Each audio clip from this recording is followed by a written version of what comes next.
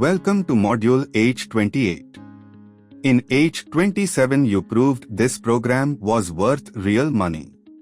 H28 has one job: protect that number from the single most predictable thing that happens to any new habit. Once the course pressure disappears, it quietly stops.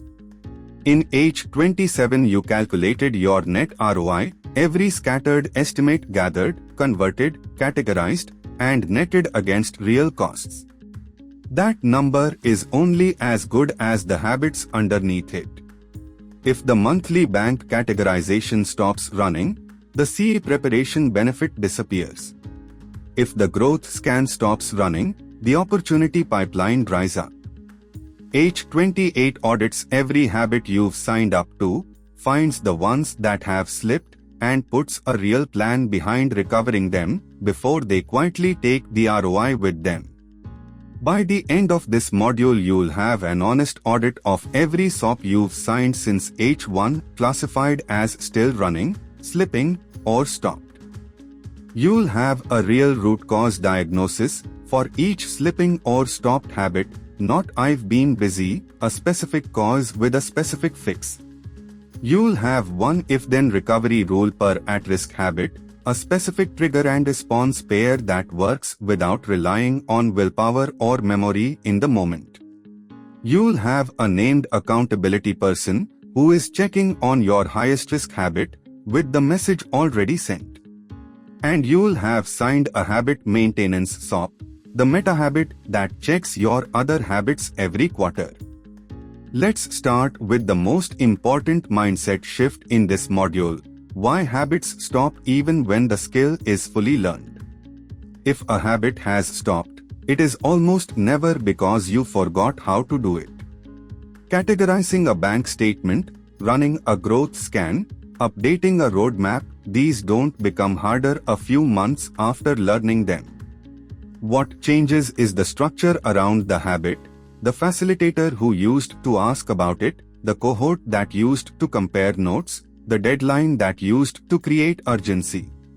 Once that structure disappears, a habit survives only if something else replaces it: a calendar trigger, a specific reason, a real person checking in. Most habits don't get that replacement.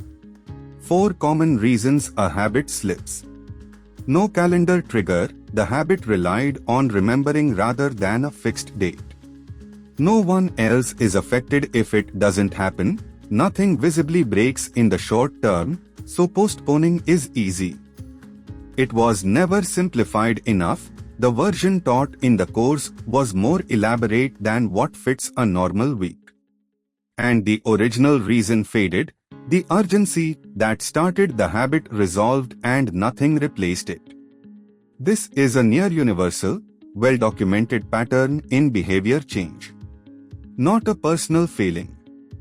Now let's run the audit, classifying every SOP you've signed since H1 into one of 3 honest categories. 3 categories. Still running means it's happening on schedule without this module needing to remind you.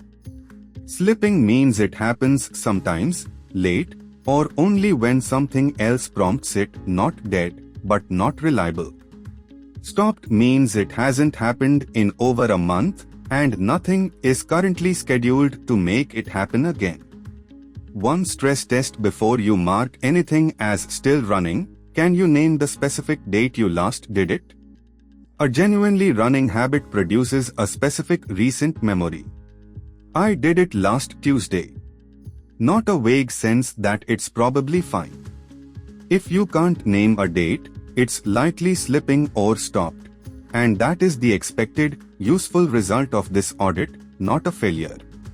Ramesh's audit was honest: monthly bank statement categorization still running, last done 3 weeks ago on schedule. Quarterly growth scan slipping, done once, 2 months late, only because his roadmap review forced it. Quarterly ROI review stopped, never actually scheduled a date after the module ended. And his team AI adoption plan review still running, his AI champion actively flagging slippage weekly. Mixed results. Honest ones. Task 1. List every SOP you've signed since H1 from memory is fine. Open Copilot and run the SOP audit prompt, paste your list, and ask it to pose a direct question about each one that reveals its true status, and to classify each as still running, slipping, or stopped based on your answers. Answer with specific recent examples. Don't let a vague "I think it's still going" pass as still running. Write down how many fall into each category. Save your audit, it feeds task 2. Your audit is honest. Now let's find out why each slipping or stopped habit is actually failing, because the real reason is almost never the one that surfaces first. "I've been busy" is true of every habit that has ever slipped for every business. It explains nothing. A real root cause is specific enough to suggest its own fix. 3 examples. "I've been busy" is a surface excuse.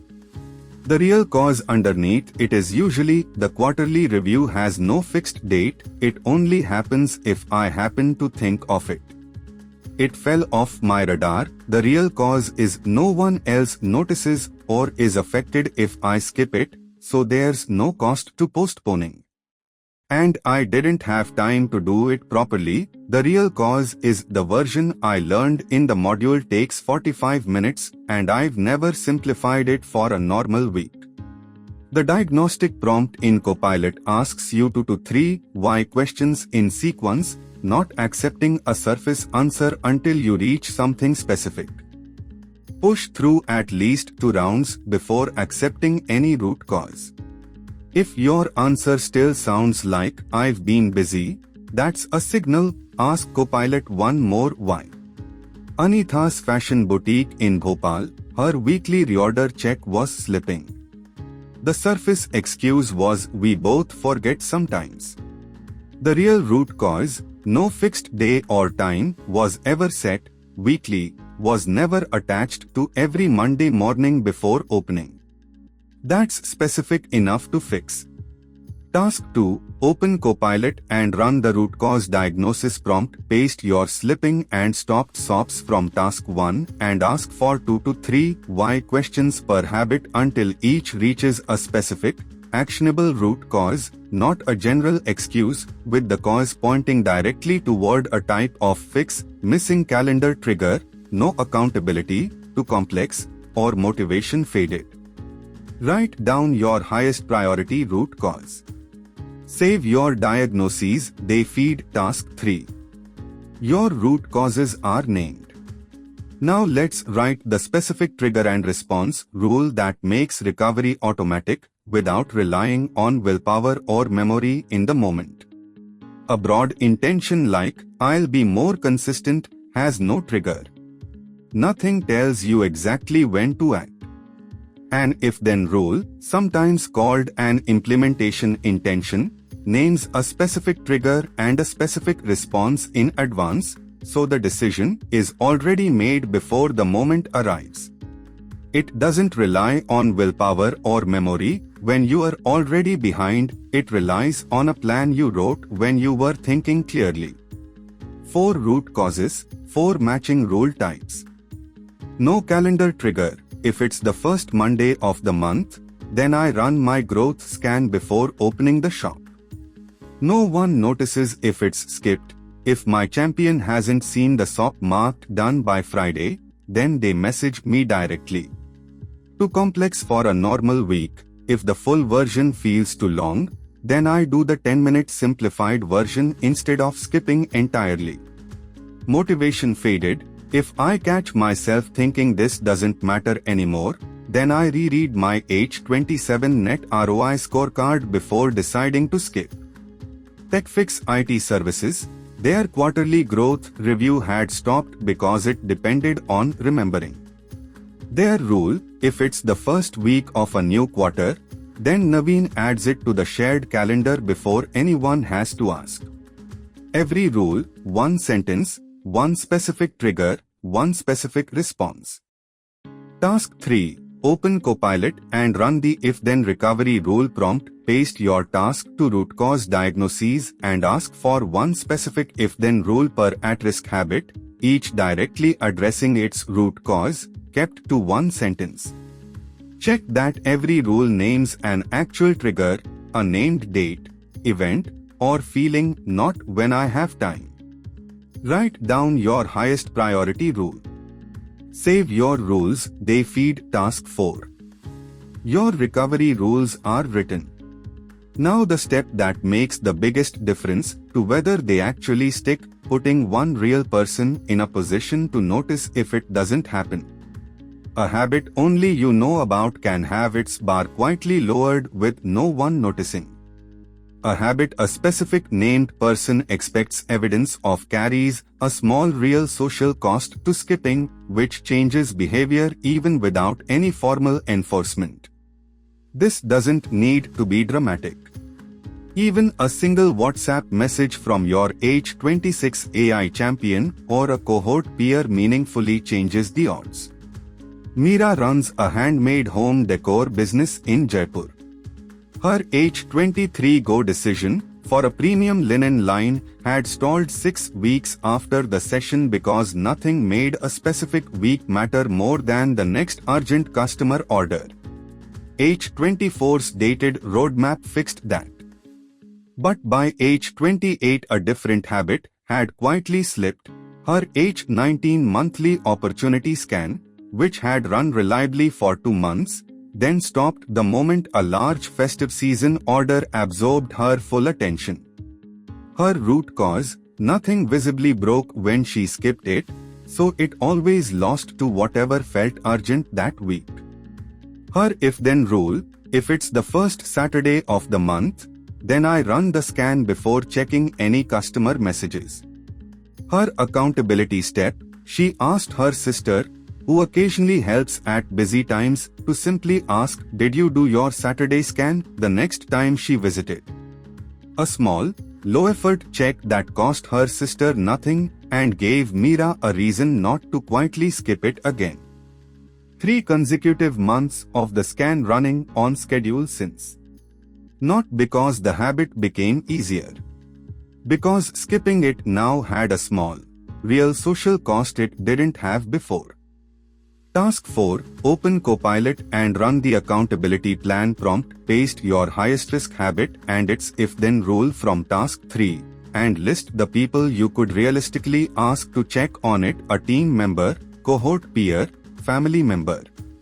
Ask for a suggestion of the most realistic person, and a short, specific, sendable message asking them to check on this habit, including exactly what they should look for and how often.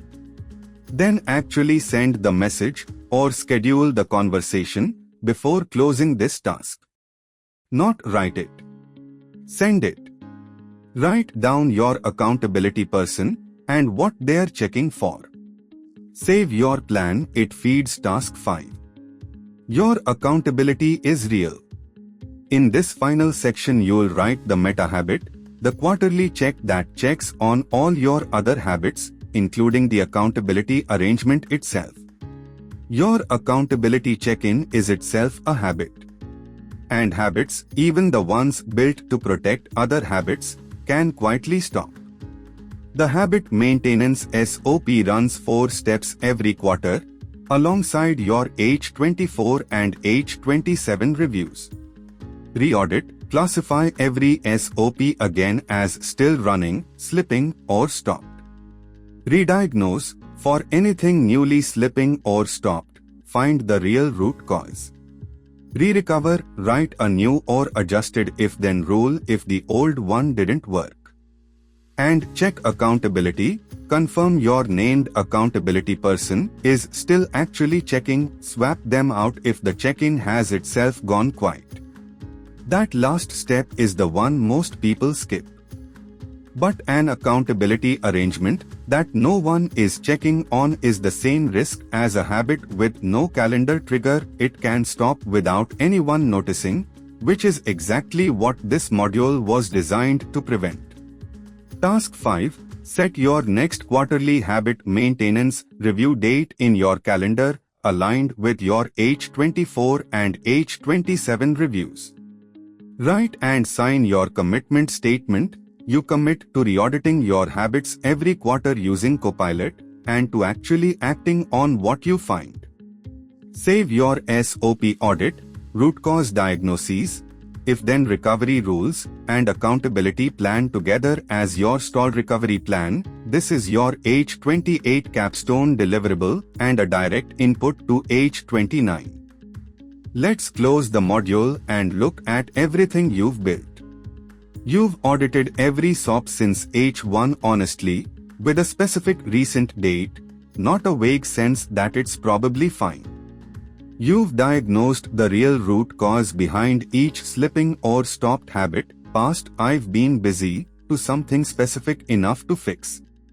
You've written one if-then recovery rule per at-risk habit with a real trigger. You've put a named accountability person in place and sent the message. And you've signed your habit maintenance SOP, the quarterly check that protects everything else.